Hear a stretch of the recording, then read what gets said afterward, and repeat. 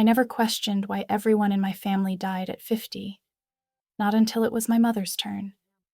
The week my mom turned 49, my grandmother Delilah moved her into what she called the transition suite on the third floor of our family mansion.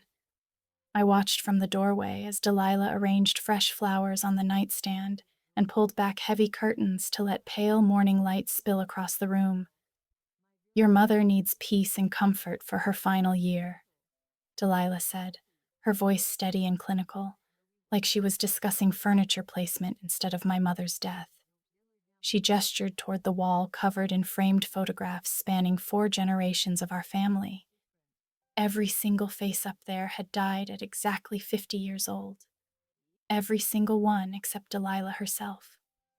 I'd grown up watching this ritual play out with aunts and uncles, cousins I barely knew, relatives who smiled at Thanksgiving and then disappeared into that third-floor suite 6 months before their 50th birthday.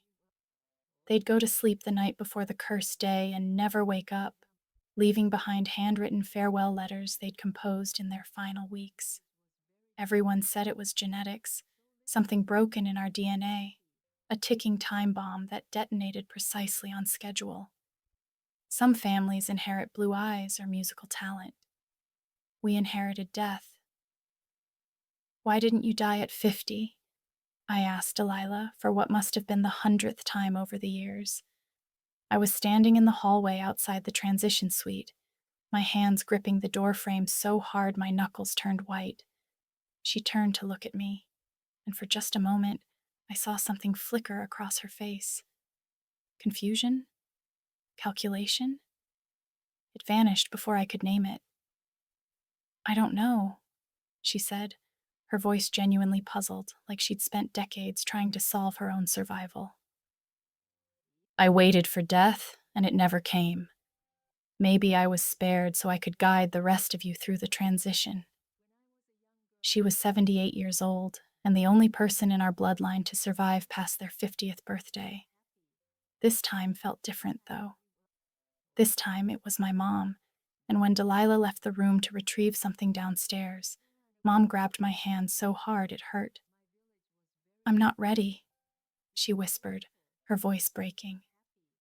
"I want to see you get married. I want to meet my grandchildren." I searched for something hopeful to say, anything that would ease the terror in her eyes.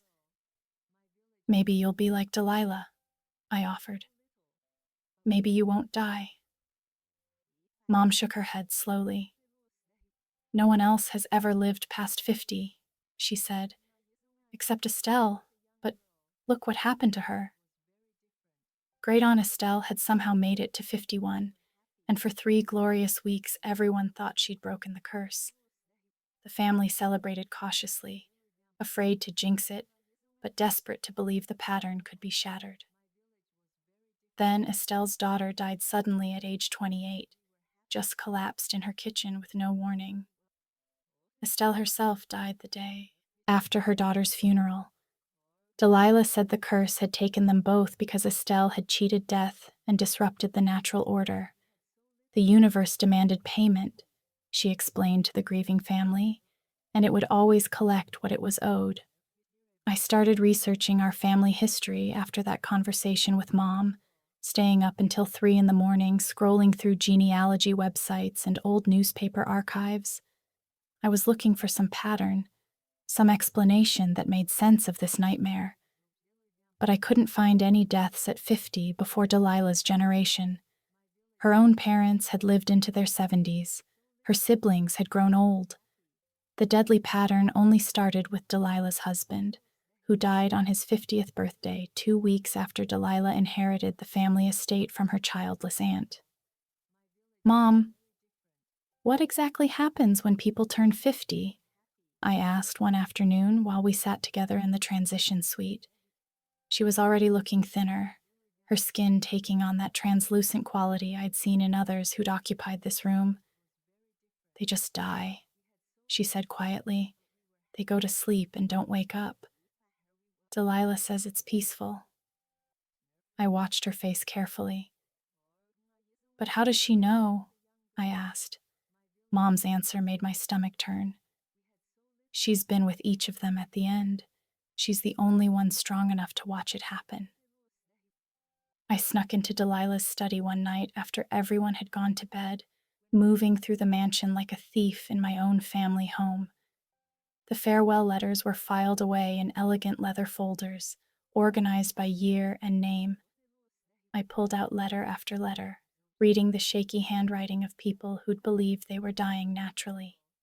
Every letter mentioned feeling drowsy in their final days. Every letter thanked Delilah for her comfort and care. Every letter was written on the same cream-colored stationery, with the family crest embossed at the top. While looking through old family records stored in bankers' boxes in the study closet, I found something that made my hands shake.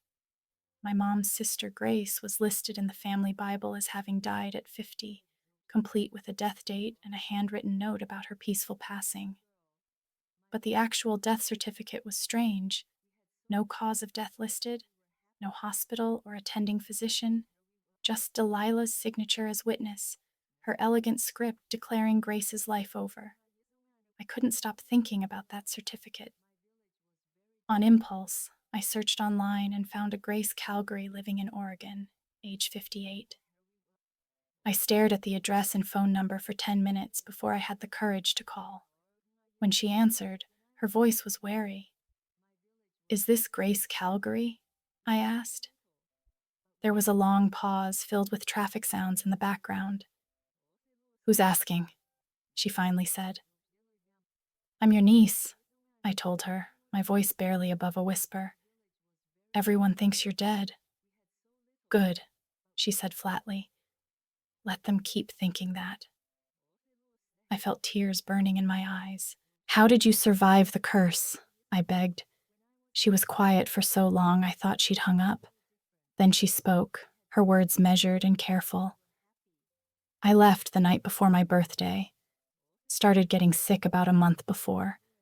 Exhausted, confused, couldn't think straight. It all went away as soon as I left the house." "Why didn't you tell anyone?" I asked, my voice rising despite my efforts to stay calm. "I tried to warn Estelle," Grace said.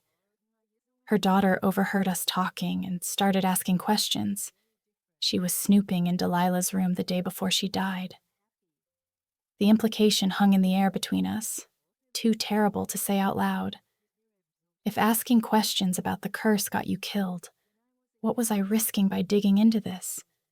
I went to check on Mom in the transition suite that evening and found her looking worse than ever. She'd lost weight rapidly, her cheekbones sharp beneath skin that seemed too thin. Delilah had started giving her what she called herbal drinks to ease her transition, thick brownish mixtures that smelled medicinal and sweet.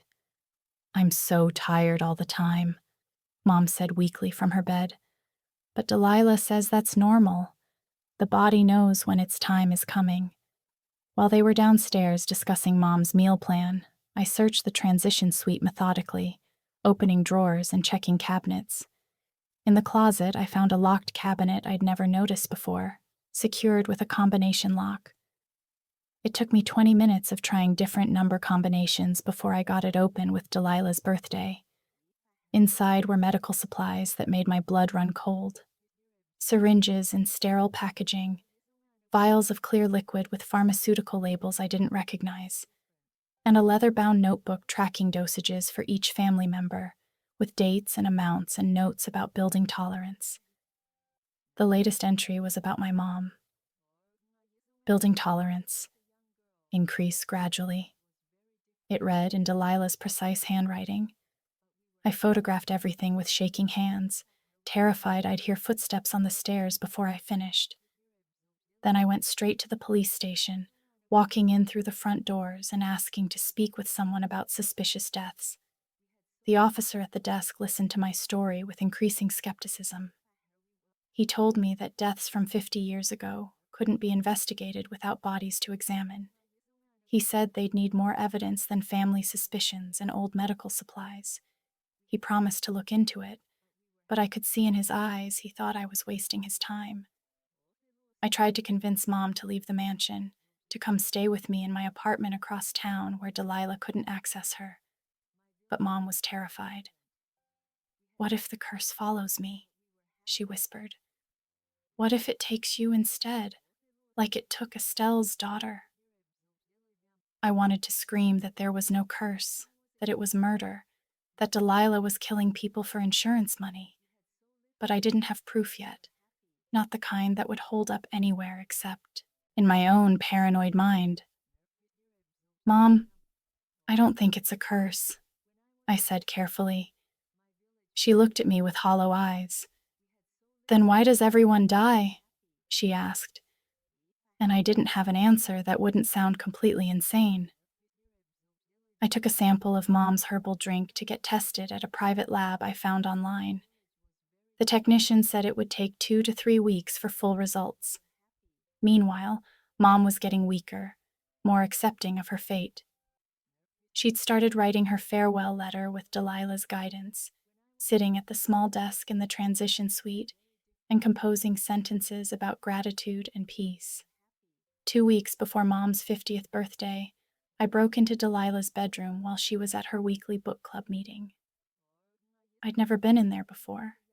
It felt like entering a forbidden temple. I found more photographs dating back decades, boxes and boxes of them stored in her closet.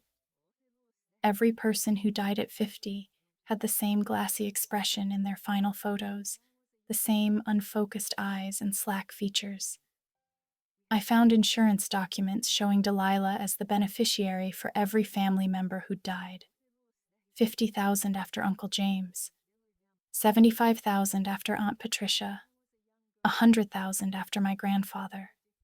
The amounts added up to millions of dollars over the decades. Then I found the most damning thing of all, hidden in her nightstand drawer. A medical textbook on poisons and toxic substances, with entire chapters highlighted. Sections on drugs that mimic natural death. Pages bookmarked on dosing schedules and building tolerance. Notes in the margins in Delilah's handwriting about combining substances for maximum effect. I heard footsteps on the stairs and froze, my heart hammering so hard I thought it would burst. I tried to put everything back exactly how I'd found it, but Delilah was already standing in the doorway watching me. You're just like Estelle's daughter, she said softly, reaching into her pocket. When her hand emerged, she was holding a syringe filled with clear liquid. Too curious for your own good. My legs wanted to run, but I forced them to stay still.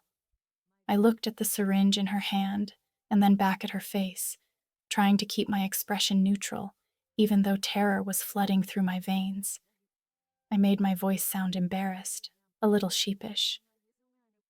I was looking for extra blankets for Mom, I said quickly. She mentioned being cold earlier, and I got turned around in the hallway. The lie sounded weak even to my own ears, but I kept talking, adding details about the linen closet on the second floor and thinking maybe there was storage up here too. Delilah watched me while I talked, her hand steady with that syringe clearly visible. I could see her thinking, weighing whether to believe me or act on whatever she'd been about to do. The silence stretched out for what felt like forever, my pulse thundering in my ears. Finally, she slid the syringe back into her pocket. The medical supplies are just comfort. Care items for Mom, she said calmly, like she was explaining something obvious to a child. Hospice patients need various medications for pain and anxiety. I nodded along with everything she said, my phone recording audio in my jacket pocket, praying the microphone was picking this up. Delilah relaxed slightly, her shoulders dropping just a fraction. Snooping around causes stress for everyone, she warned. Mom especially needs peace right now. I apologized quickly, using the exact same phrases Delilah always used when she talked about Mom's final year. I just want to help Mom through her transition and make sure she's comfortable, I said, the words bitter in my mouth because I knew what they really meant. Delilah studied my face for another long moment, her eyes searching for any sign I was lying. Then she seemed satisfied that I was falling back in line with the family story. It's late, she said. You should go home and get some rest." She moved to stand between me and her study desk as she walked me toward the bedroom door, physically blocking my access to anything else I might want to see. I mentioned that I'd like to check on Mom one more time before I left, and Delilah hesitated. I could see her debating whether to allow it, calculating risks in real time. Finally, she agreed, but said she'd come with me, not trusting me out of her sight now. We walked down the hallway together toward the transition suite, my mind racing ahead to what I needed to do next. I had photos of everything in that study. I had audio recording of her explaining away the medical supplies. I needed to get this evidence to someone who would actually help, because the police didn't take me seriously before. We reached Mom's room, and Delilah opened the door quietly. Mom was sleeping so deeply she didn't move when we came in. Her breathing was slow and heavy, each breath a visible effort. Her face looked pale against the white pillows, shadows pooling in the hollows of her cheeks. I noticed the empty glass on her nightstand where Delilah's herbal drink had been. Mom's hands were limp at her sides. The way she looked reminded me exactly of those final photos I'd seen in Delilah's study. That same glassy expression on everyone right before they died. I walked over to Mom's bed and pretended to adjust her blanket, pulling it up higher around her shoulders. While I was doing this, I took out my phone like I was checking the time and snapped a few quick photos of Mom's face, the empty glass, the room layout. Delilah watched me the whole time, her expression hard to read. I couldn't tell if she was suspicious or just monitoring Mom's condition.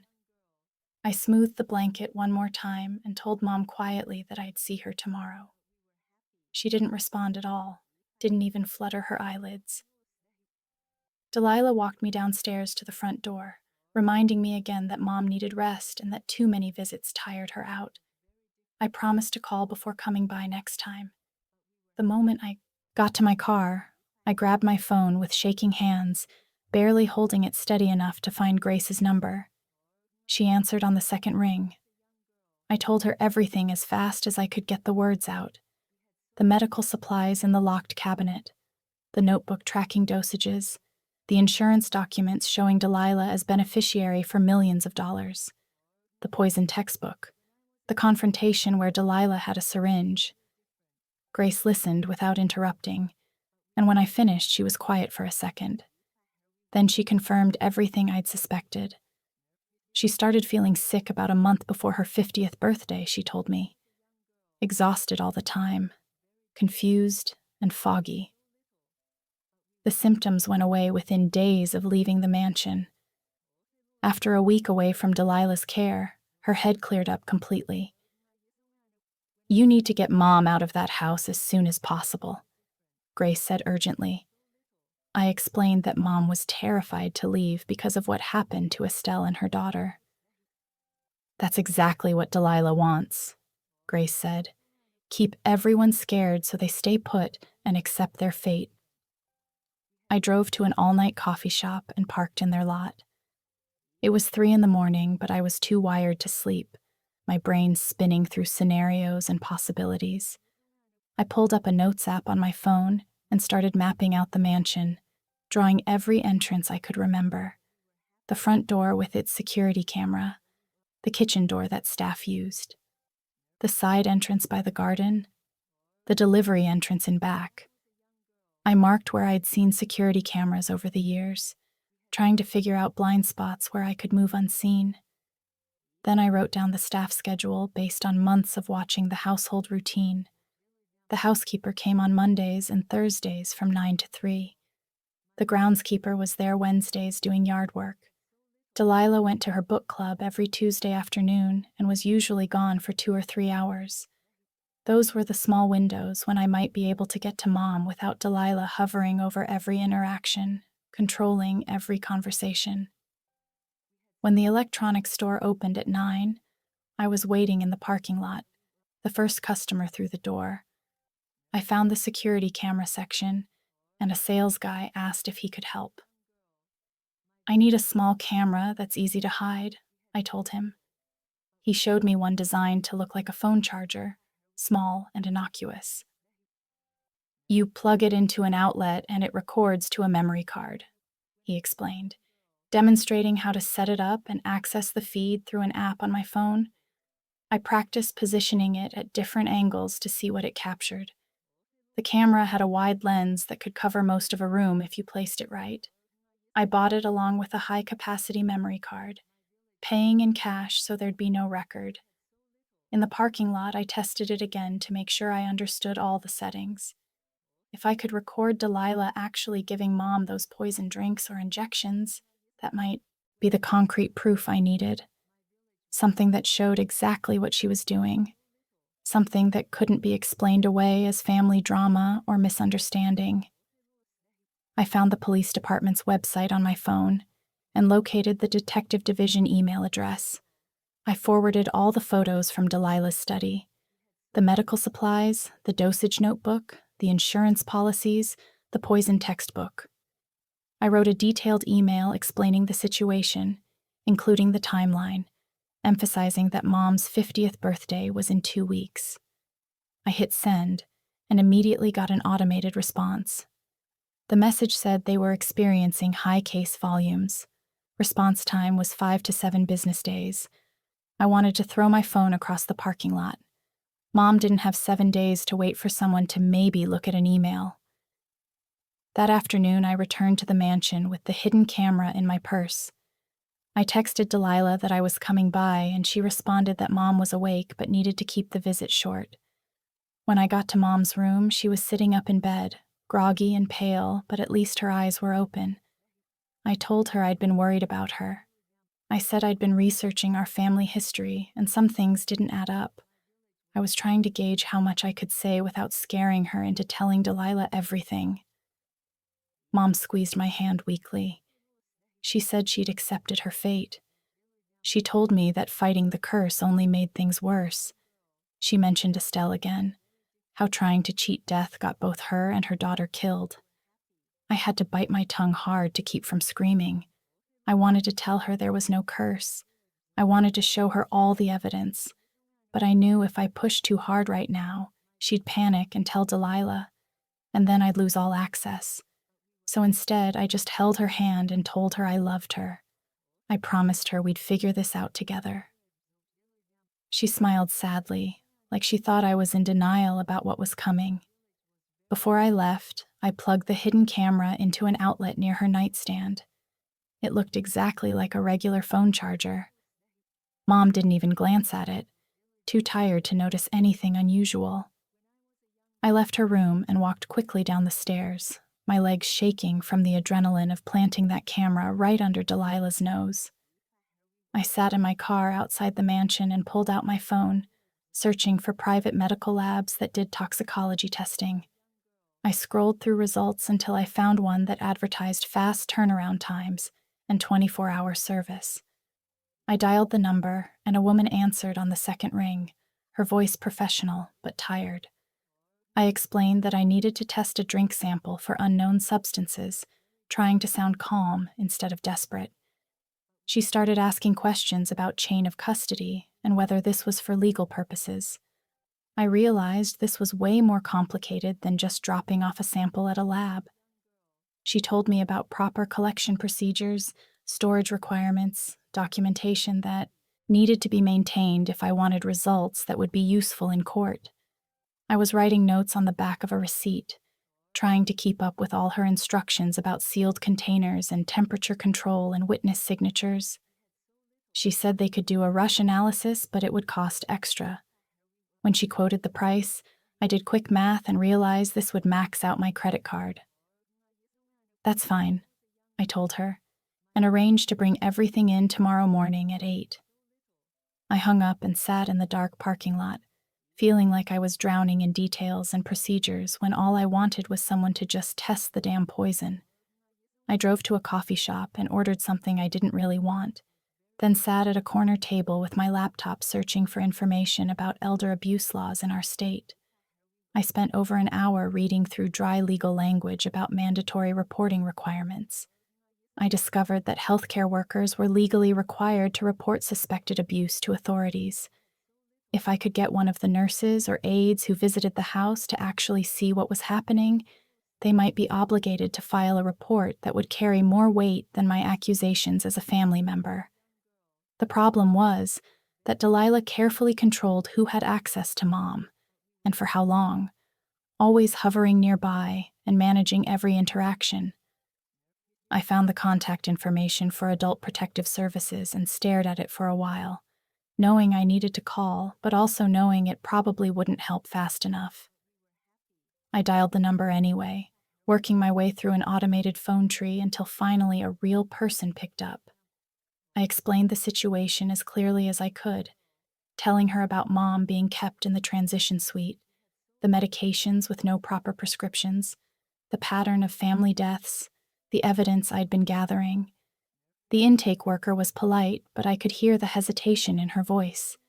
She explained that they needed to prioritize cases with immediate danger, and that family disputes over end-of-life care were complicated. "There is an immediate threat," I said, trying to keep my voice level. "My mother's 50th birthday is in less than 2 weeks." But I could tell she thought I was overreacting, caught up in family drama. She said someone would follow up within a week to assess the situation.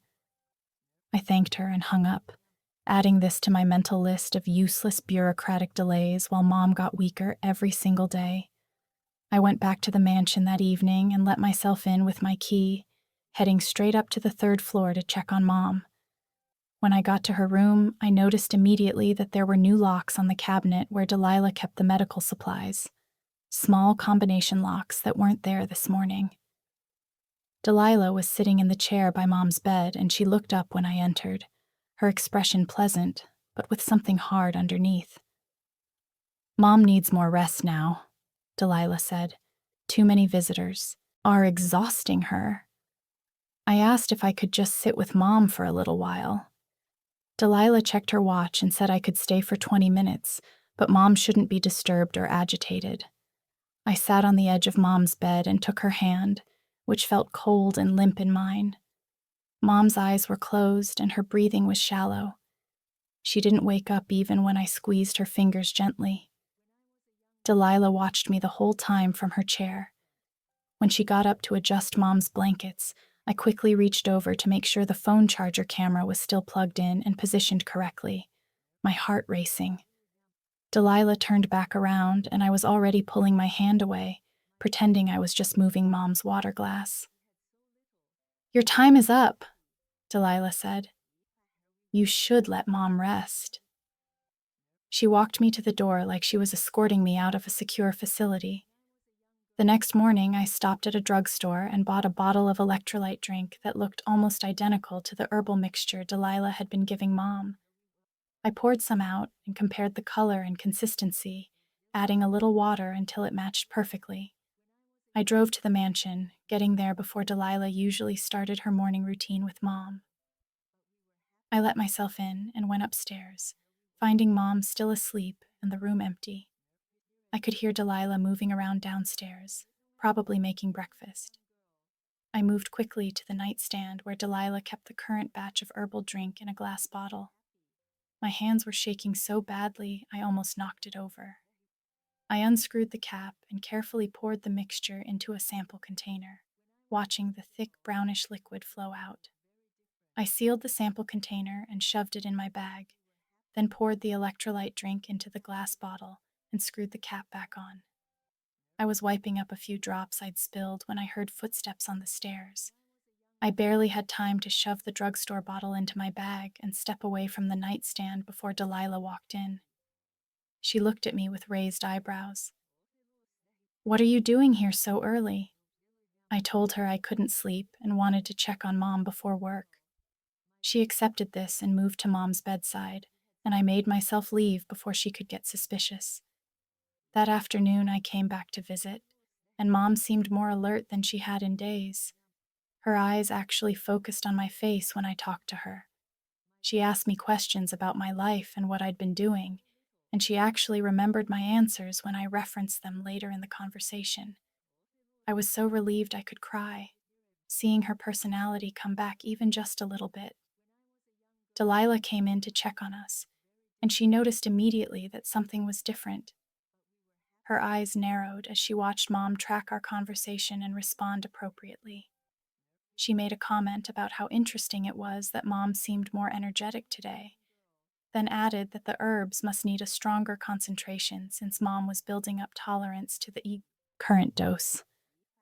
The casual way she discussed drugging her own daughter made my stomach turn, but I forced myself to smile and nod. That night, I sat in my car outside the mansion and pulled up the hidden camera feed on my phone, scrolling back through footage from the afternoon and evening. At first, it was just Mom sleeping and Delilah coming in periodically. Then around 11 at night, I saw Delilah enter the room with something small in her hand. I zoomed in as much as the app allowed.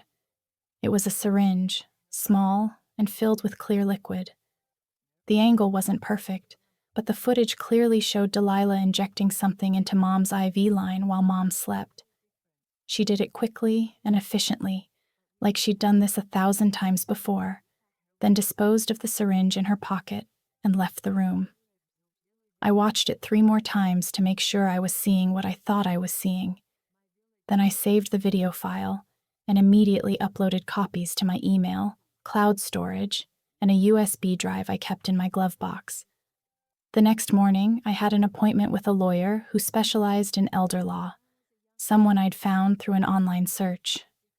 I brought my laptop with some of the photos and videos I'd collected and explained the situation while he took notes. I asked about emergency guardianship to get Mom away from Delilah. He listened carefully, but his expression told me this wasn't going to be as simple as I hoped. He explained that guardianship cases were complex and slow, especially when the alleged abuser was also a family member with decades of caregiving history and no prior complaints. Courts were reluctant to remove someone from their home without substantial evidence and due process, which could take months. He suggested I focus on getting law enforcement involved first, since criminal charges would give me more immediate options. Before I left, he wrote down a name on his business card. "Talk to Zachary Corbett," he said.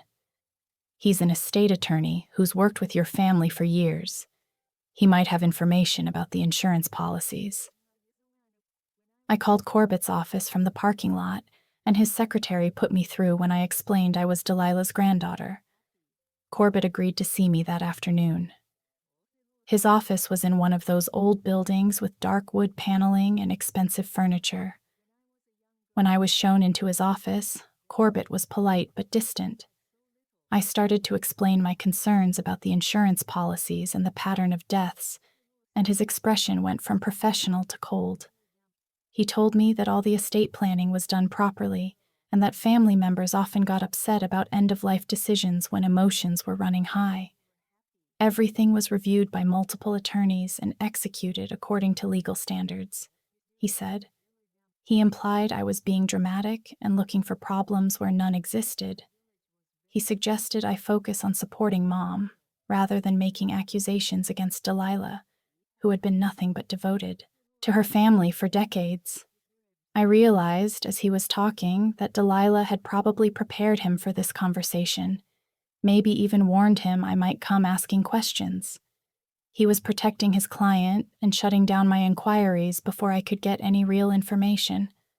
I thanked him for his time and left, adding him to my mental list of people who were either complicit or willfully blind. I drove to the private lab and parked in their small lot, grabbing my bag with the sample containers. The reception area was clean and clinical. A woman in a lab coat introduced herself as Judith Berg and sat down across from me. She explained the limitations of testing without proper chain of custody, telling me she could analyze the substances and tell me what they were, but the results might not be admissible in court if the collection process wasn't documented correctly. She asked me detailed questions about how I obtained the samples and whether anyone witnessed the collection. I had to admit I did it alone, without any official procedures. She nodded like she expected this. "I understand," she said. "I can still run the analysis to tell you what you're dealing with, even if it can't be used as legal evidence." She promised to rush the analysis and call me with preliminary results within 48 hours. I drove back to the mansion that afternoon with a small audio recorder I'd bought at an electronics store, the kind designed to look like a regular USB charger. I walked up to the house and let myself in through the side entrance. Mom was sleeping when I got to her room. I moved quickly to the wall where a framed photo of our family hung near her bed, carefully lifting it off its hook and positioning the recorder behind it before hanging it back up. The device was small enough that it disappeared completely behind the frame. I turned it on and checked my phone to confirm it was recording. The next morning, I got a text from Delilah asking me to come by the house because there was someone she wanted me to meet. I drove over, worried this was some kind of trap. When I arrived, I found Delilah in the main sitting room with a woman in scrubs who had a professional medical bag sitting next to her chair. Delilah introduced her as Mallory Wood, a hospice nurse who would be helping with Mom's care during her final weeks. Mallory stood up to shake my hand. She seemed kind and competent, the type of person you'd actually want taking care of someone you love. She had paperwork spread out on the coffee table and was reviewing medication schedules with Delilah. I tried to look at the documents while they were talking, but I couldn't see any logo or official letterhead from a recognized hospice organization.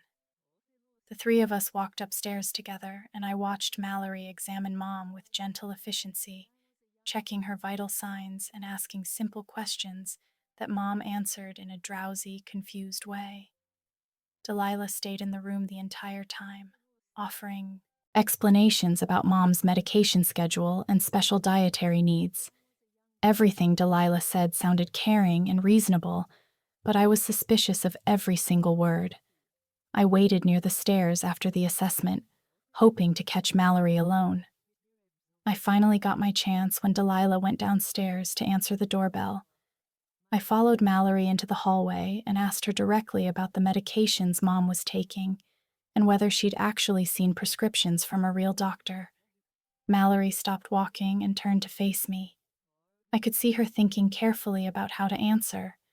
She admitted the documentation seemed unusual compared to what she normally worked with, but she explained that everything had been presented to her as approved by Mom's physician.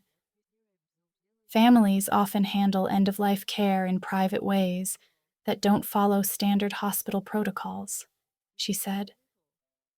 I watched her face while she talked, and I could see doubt in her eyes, even as she defended the situation. I asked if she'd be willing to review the actual medication vials and dosages to make sure they matched what a doctor would prescribe. She hesitated, then said she'd take a closer look at the documentation. My phone buzzed with a text from Grace, and I pulled over to look at the photos she sent me. They were pages from her medical records, showing liver function tests and cognitive ability scores from right before she left the mansion, and then again 6 months later. The difference was huge, with all her numbers improving dramatically after she got away from Delilah's care. Her doctor had written notes in the margins about how her symptoms matched chronic low-level poisoning, but he couldn't figure out the source, since she'd already moved to Oregon by the time he saw the pattern. Judith called me 2 days later with preliminary results from the drink sample I'd brought to her lab. Her voice was careful and professional as she explained what they found. The sample contained traces of benzodiazepines and other sedative drugs that cause drowsiness and confusion. The amounts weren't high enough to kill someone right away, she said, but would definitely cause drowsiness and mental fog over time if someone took them every day. The levels matched exactly with Mom's symptoms. This was scientific proof that Mom was being poisoned, not dying from some genetic curse. I went back to the mansion the next day to check on Mom and found Delilah waiting for me in the front hallway. She told me Mom needed complete rest now and that my visits seemed to make her upset and anxious. She said I could see Mom for a few minutes, but then I needed to let her sleep. When Delilah went into Mom's bathroom to get something, Mallory quietly asked me if I had concerns about the care plan they were following. Her voice was low and hesitant. I told her I had serious concerns and that I'd been gathering evidence about what was really happening here. I found the police department website on my phone and located the non-emergency number. The dispatcher answered, and I asked to speak with a detective about a potential serial murder case. She put me on hold, then transferred me to a detective named Fletcher Ridley. I told him everything, starting with the family curse and working through all the evidence I'd gathered. He listened without interrupting and asked specific questions about timeline and documentation. He wanted to know exactly how many days until Mom's birthday, whether I had the original samples or just lab reports, if there was video evidence of Delilah administering the substances. He asked if I could meet him that evening to go over all the evidence in person. I agreed immediately. Detective Ridley showed up right on time, and I spread out everything I'd collected on the table between us. Photos of the medical supplies and dosage notebooks, screenshots of the insurance documents, printouts of the lab reports, the video footage from the hidden camera showing Delilah with syringes. He went through each piece carefully, asking questions about how I obtained things. He was honest about the challenges we were facing with this case. Most of the deaths happened years ago. Delilah was a respected member of the community. Some of my evidence might have problems with how it was collected. But what you've shown me is enough to justify opening an investigation, he said. He explained that the strongest case would require catching Delilah actually giving Mom the poison, with clear documentation of Mom's condition immediately afterward. The next morning, I went to an electronics store and bought a small clock camera. I synced it to my phone, making sure the timestamp displayed correctly. I visited Mom that afternoon, and she looked worse than I'd ever seen her. Her skin had this pale gray tone, and when she moved, it was like she was pushing through thick water. She whispered that she was scared to fall asleep because she wasn't sure she'd wake up. I promised her I wouldn't let anything happen, that I was working on getting her somewhere safe. My email alert went off the next morning with a message from Corbett. He'd sent a scanned document showing a DNR order that Delilah had prepared for Mom, with signature lines and notary stamps already printed. The email asked me to bring Mom downstairs tomorrow to sign it. I read through the form and realized this was Delilah setting up legal cover for Mom's death. I forwarded the email immediately to Detective Ridley, and he called me back within minutes, confirming that getting Mom to sign this document would make investigating her death much harder. Judith called with her final analysis on all the vials. She explained that someone taking these substances in gradually increasing doses would become drowsy and confused, their body would get weaker, and eventually their respiratory system would just stop working while they slept. The combination is designed to look like natural death, she said, especially in someone around 50 who might be assumed to have underlying health problems. This was real proof that couldn't be dismissed as family drama. Detective Ridley called with specific instructions about what to do next. He explained that I should call 911 the next time I saw Delilah preparing to give Mom any medications or injections. Having paramedics document Mom's condition and the presence of substances in her system in real time would create an official medical record. He walked me through exactly what to say to the dispatcher. That night, my phone lit up with a text from Mallory at 10:15. The message said Delilah was preparing a final comfort dose for Mom tonight, the night before her 50th birthday. Attached was a photo of a syringe filled with clear liquid sitting on a silver tray next to 3 small vials. Mallory's text continued that she couldn't be part of this anymore, that this crossed every line. I called Detective Ridley immediately. He said to call 911 the exact moment Delilah entered Mom's room with that syringe. "We need paramedics there to document everything in real time," he said. I positioned myself in a small sitting room on the second floor with a clear view of the staircase, my phone open to the camera app and 911, ready to dial. At 9 p.m. exactly, the camera showed Delilah entering Mom's room carrying a small tray. I could see the syringe clearly even on my phone's screen. I dialed 911 while already moving toward the stairs, taking them 2 at a time. The dispatcher answered, and I was reporting an attempted poisoning at our address. giving the specific room location. I burst into the room just as Delilah was reaching toward Mom's IV line with the syringe in her hand. She froze completely when she saw me. Her face showed shock first, then her expression shifted to something cold and calculated. I positioned myself between Delilah and Mom's bed, holding my phone up to record everything while the 911 dispatcher was still on the line. Delilah started backing toward the door, saying this was all a misunderstanding, that I was hysterical and didn't understand end-of-life care. Grace appeared in the doorway right then, slightly out of breath from running in through the back entrance. Mallory came running up the stairs, and when she saw the syringe still in Delilah's hand and Mom's drowsy, confused state, she moved to the medication tray and gathered up all the vials. "These need to be tested and documented properly," Mallory said. "I'm securing them as evidence." The paramedics arrived within 8 minutes. Mallory handed over the vials immediately and started explaining Mom's symptoms and the medication schedule she'd been documenting. The paramedics assessed Mom and checked her vital signs, noting her altered mental state and the concerning medication history. They determined she needed immediate hospital evaluation and started preparing her for transport. I climbed into the ambulance with Mom while Grace stayed. Behind at the mansion, her job now to make sure Delilah didn't destroy any evidence and to let Detective Ridley into the house when he arrived. Detective Ridley met us at the hospital emergency entrance 40 minutes later. I watched through the ambulance bay doors as he took possession of the vials and syringes that Mallory had secured.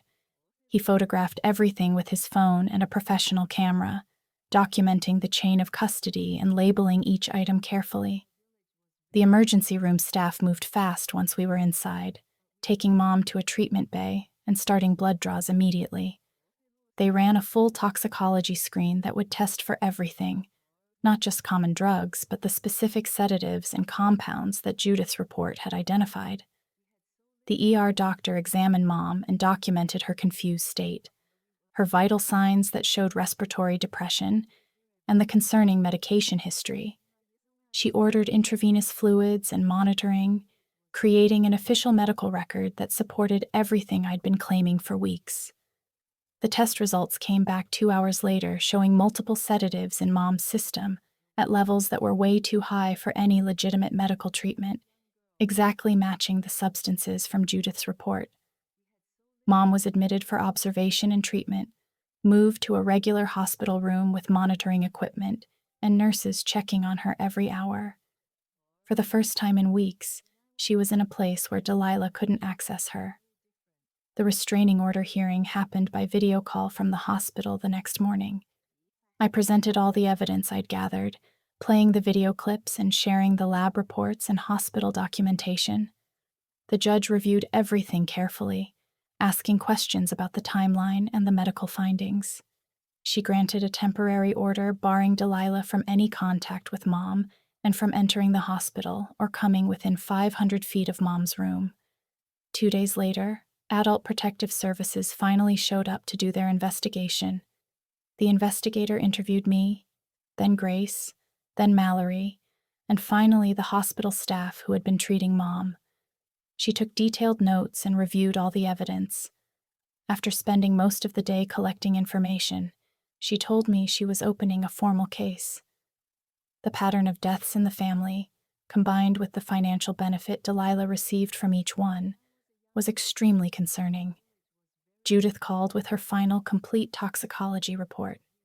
She listed every substance found in all the samples I'd collected and explained exactly how they worked together to slowly stop someone from breathing normally and make their heart work less over time. This particular mix of drugs would cause death that looked completely natural unless someone specifically tested for these exact substances, she said.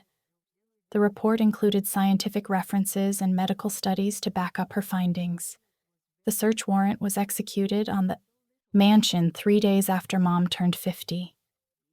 Detective Ridley showed up early in the morning with a team from the police department and the crime lab. They had a judge's order to search the entire house and collect any evidence. I watched from my car parked down the street as they carried out boxes and boxes of stuff.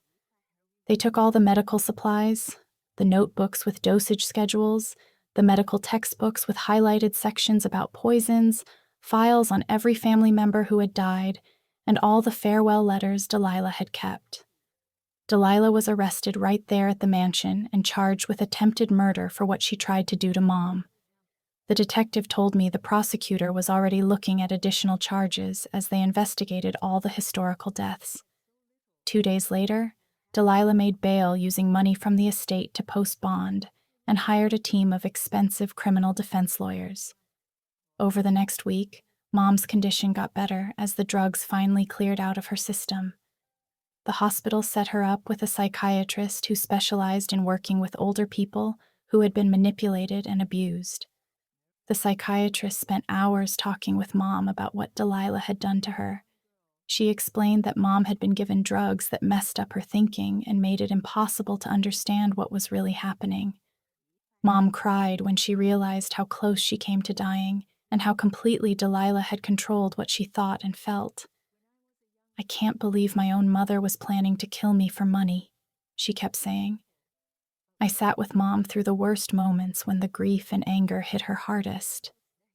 The psychiatrist said it would take a long time to process everything, but that she was strong and would recover. The hospital social worker met with us to plan for Mom leaving the hospital. She made it very clear that Mom could not go back to the mansion while Delilah had any access to it. Grace offered to let Mom come stay with her in Oregon, but Mom said she wanted to stay near me because I was the one who had saved her life. We started looking at rental houses in town that had good security systems and no connection to Delilah or the family. Right in the middle of planning everything, Corbett sent an email saying the estate accounts were being frozen. The prosecutor was going after the money because it came from insurance fraud. This meant Mom couldn't access her inheritance to pay for a place to live, or her medical bills. I maxed out my credit cards to cover the first month's rent on a small house we found and to pay the medical bills that insurance didn't cover. Grace sent some money to help and said she would keep helping as long as we needed it. I started seeing a therapist to deal with everything that had happened. The fear of losing Mom, the investigation, watching Delilah every second, realizing how close everything came to going wrong. The therapist helped me understand that being constantly alert and worried had been necessary to keep Mom alive, but that I needed to learn when it was okay to relax now. She taught me breathing exercises for when the panic hit and ways to tell the difference between real danger and my brain being stuck in high alert mode. We found a small rental house 3 weeks after Mom left the hospital. I spent 2 days installing deadbolts on every door and window locks that actually worked. The security company came out and set up cameras covering all the entrances. Mom was shaky those first few days, jumping at every sound and checking the locks multiple times before bed.